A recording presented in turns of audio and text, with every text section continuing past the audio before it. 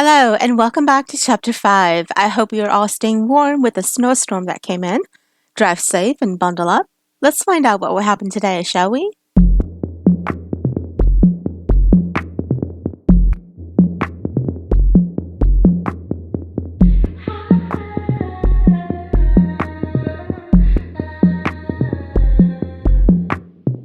This town is quiet when it's late here.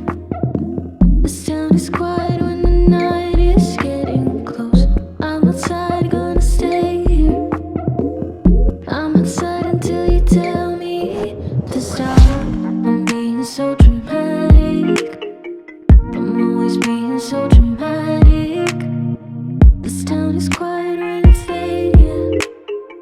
This town is quiet.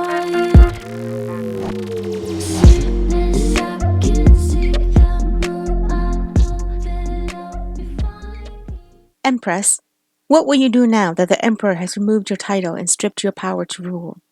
Waverly asked as the two of them sat in the chamber with the fire burning. Paloma sat with her hair down her back, her eyes bleak, and her hands curled in fists. The question was heard, but she cared not to give an answer.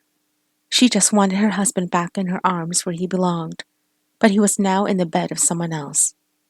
Tears filled her eyes and she snickered before she shoved at the tears on her cheeks. If she thought I would give up easily, she does not know who I am. I simply tripped and had a detour. No one takes what belongs to me and lives to see the sun rise the next day. This palace hall is mine, and so is the Emperor. If she wants him, she will have to work harder than parading her little supple body to the Emperor. Waverly took the comb from the desk and began running it through her hair strands.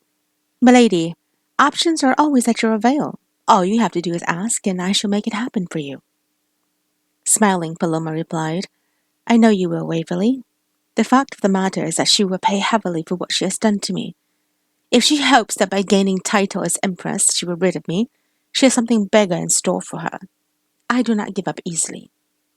Paloma stood up and walked to the chest where she pulled the drawer open and took out a blank sheet of paper. She set it on the table and began writing. Then she rolled it up and handed it to Waverly. Deliver this to my brother Seamus.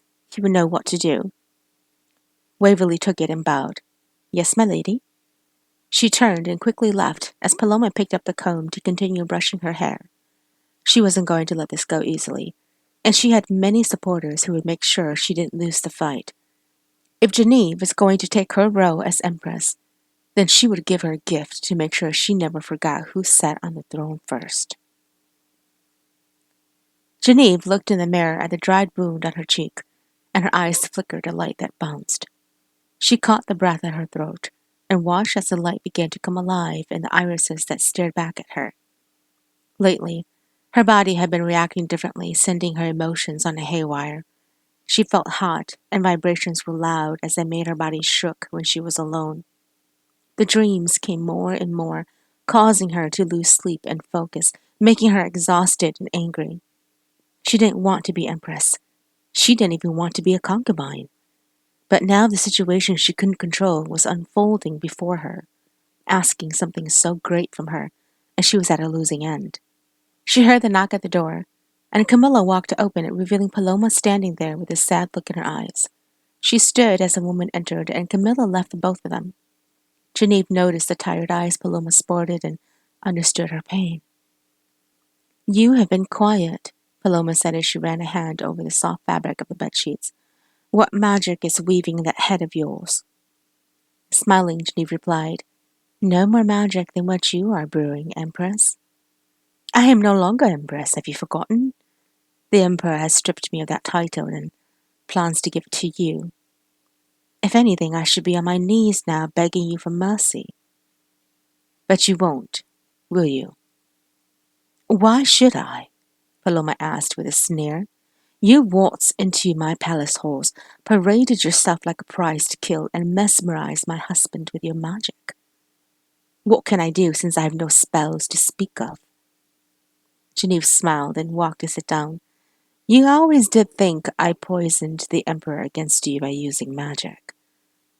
Honestly, If I truly did use magic, you wouldn't be standing here in one piece. Paloma grabbed the fabrics and tossed them into the fire where it sizzled and began burning. She turned around and her eyes turned cold. You be careful. One day you'll be walking my footsteps when another younger version of you comes into his arms. Genevieve watched the fabrics burned into black ashes, and she laughed.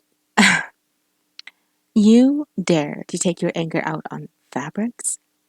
You have forgotten your head, Paloma. Do not address me so casually.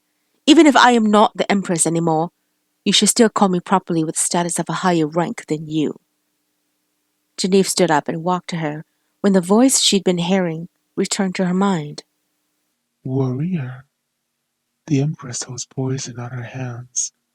If you go any further, she will touch you, and it will taint you weak. She stopped and began backing away, and when she saw the shocked and widened eyes of Paloma's, she knew the voice warning her was true.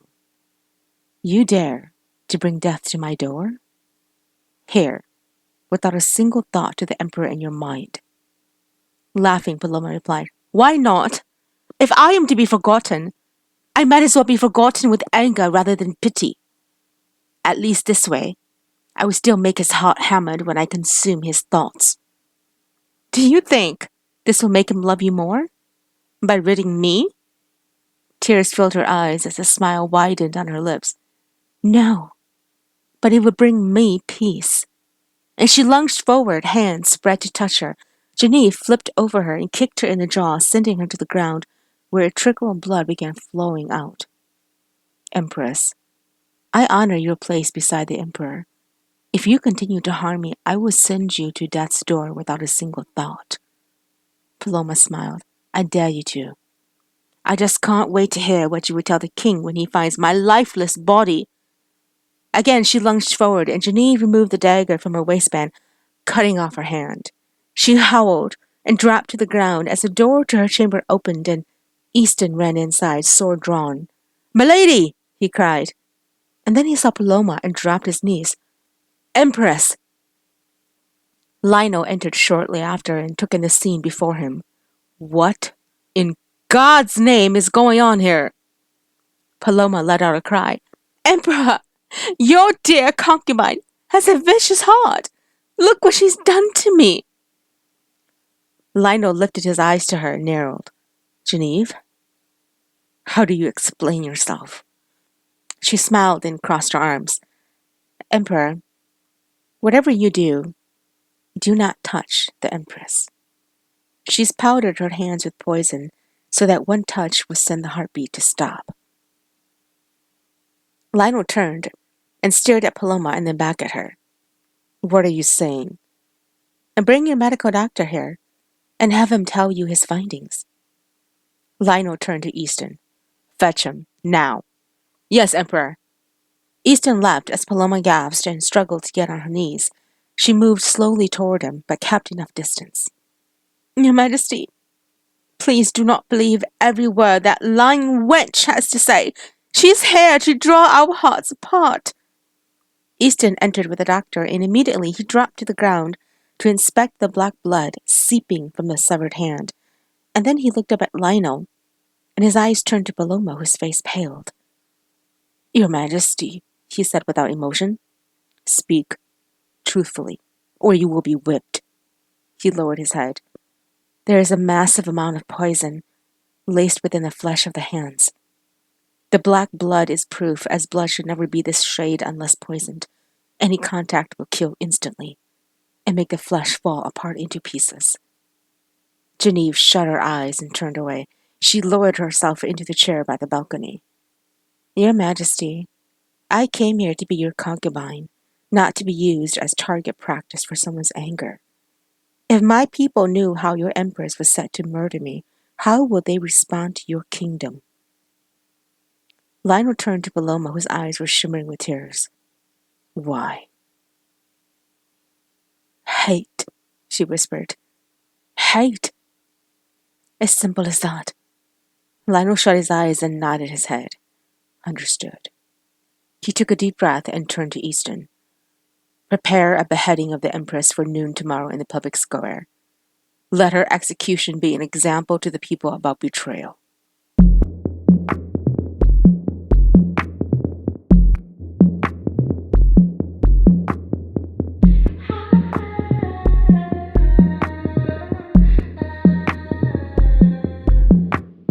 This town is quiet when it's late here. This town is quiet when the night is getting close. I'm outside, gonna stay here. I'm outside until you tell me to stop. I'm being so dramatic. I'm always being so dramatic. This town is quiet when it's late here. This town is quiet. Prison cell was scurrying with rats as Paloma lay on the hard wooden floor and listened to the squeaks being sung across the vast room. Her heart was aching still, but her tears had long dried up. Her plan had failed horribly, and now she was facing her own death. In the public, before the people who had once loved her as an empress. She had begged and pleaded, and had fallen on deaf ears. "Empress!" She turned and found Waverly making her way toward her, and she got up, reaching out her hand to her. The girl was shaking, her eyes swollen from crying. "Waverly, what are you doing here? It's not safe for you." "Forget safety, Empress. I go with you wherever you go. There's nothing left for me here." Shaking her head, Paloma replied, "Live your life, Waverly. You have so much to live for. I am only sorry I cannot witness it." Waverly sobbed, and she shook her head. "No, Empress. Tomorrow I shall ask to be executed with you, and I am sure the Emperor will not argue." "No," she said sternly. "You stay alive and avenge me. You must not let that woman succeed in anything that she does. If you ever thought about returning my favor, then do this. Make sure she never sees another sunrise again, Waverly, and I shall be smiling in the afterlife." Waverly nodded and wiped at her tears. "I promise, my Empress, I promise. Now go." The girl nodded and left as she sank to the ground, and then she heard the footsteps toward her cell. She turned and saw Lionel walking toward her, his eyes carrying an empty emotion that left her heart breaking. "Your Majesty," she whispered, "I doubt you are here to release me." "You were the light in my life, Paloma. Every day when I woke, you were sleeping beside me in peace, and I often asked, how can I do the same? Only to realize you already were my peace." Laughing, Paloma asked, "Yet, you're sending me to my death. Where is the peace in that?" "You lost your way." "Only when you gave me up," she cried. "I have never wanted to succumb to this. Yet you gave me no choice, and remorse courses through my veins. Yet I have done enough damage that I cannot reverse anything. I have invoked death into my life, and so I shall stand tall and let it be my final breathing and standing as an empress. I am not ashamed to have said, 'I fought for you, Your Majesty,' for all of this was done out of love." Lionel smiled. "Love. What part of love is poisoning others? What part of love is standing alone without anyone to cherish it with? You were cruel in your ways, and I never stopped to think such thoughts could come from you. You have disappointed me, Paloma. And so have you, Emperor, when you broke your promise of loving and remembering me. I love you. I remember you. But you forgot your place because you allowed someone else to stand in it. I was pushed off to the side to count the long hours of wondering when you would return to my arms. And when you did, you came with a scent not mine that made me realize you held someone else in your arms all night long. I was the Empress, but I was never your wife. I never truly had you." He lowered his head and turned away. "You always had me, Paloma, but you gave me up for greed. she sobbed, and then reached out her hand. Will you call me Empress? One last time, Your Majesty.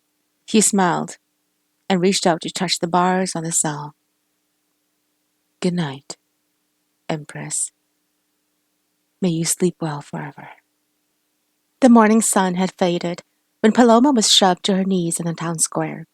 Bits of brain and blood stained the wood where her knees were, and she forced the bile forming in her throat to back down. When she looked up, the people were staring at her with wide-opened eyes and slightly ajar mouths. She wanted to laugh as tears filled her eyes, and she turned toward the palace tower where she saw Lionel sitting with Genevieve beside him. Pain struck her heart. She laughed, her heart breaking into pieces as she thought about all she gave up on. Her sons would never win the crown now, and were banished to live as commoners. Her whole life was gone in an instant, and anger filled her suddenly. Is this how you treat your empress? She cried. Is this how you treat the woman who made sure your bellies were never empty? I gave my word to the emperor to love and protect you, his people. And today, you're going to watch me be executed without proper findings. How dare you mock my pain? The people began whispering, and she let out a deep roar of anger as a gust of wind blew past her. She laughed and felt exhausted suddenly, leaning back onto her heels, lifting her head up to the warmth of the sun on her face. I gave my entire life to love one single man, and yet I am being delivered into the heavens before my time. My crime is love, and is that so wrong? She stared at the people before her and sobbed. I have never robbed you of a good life, and yet today I kneel before you not as an empress, but a murderer. Tell me, have I not loved you enough? Tears began running down her cheeks, and she started sobbing. The executioner came up the steps, his hand carrying a heavy sword with its blade rimmed black from the heads that he took off. Paloma lightly gasped and shut her eyes and began praying. Oh, Heavenly Father, hear my prayers. Protect me from the pain that is coming my way. Forgive my sins, and forgive the sins done upon me. I am pure of heart and soul. I come to you on my knees so that you might help me stand and brush my head with peace. She heard the people begin to yell at her, and when she opened her eyes, a large egg aimed at her head struck her, and she fell over. The massive display of vegetables being tossed onto the platform was seen, and loud voices of cries from the people overpowered her sobs. The executioner roared loudly, and the people retracted as he yanked her arm back to a kneeling position, shoved her hair out of the way, and as he brought his sword up, she turned her face toward the emperor and smiled. Thank you for tuning in. Chapter 6 will be out shortly.